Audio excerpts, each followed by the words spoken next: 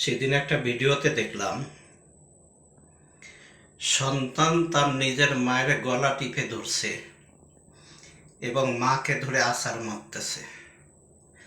যে মা আজকে আপনাকে আমাকে 10 মাস 10 দিন গর্ভে ধারণ করে এই দুনিয়াটা এই পৃথিবীটা দেখাইলো, আর সেই সন্তান যদি মায়ের গলা চিপে ধরে মাকে যদি আছাড় মারে, ওই সন্তান সে কোনোদিন আল্লাহর জান্নাতে যেতে পারবে না। তার ওই হাত নিয়ে আল্লাহর জান্নাতে সে কোনোদিন যেতে পারবে না।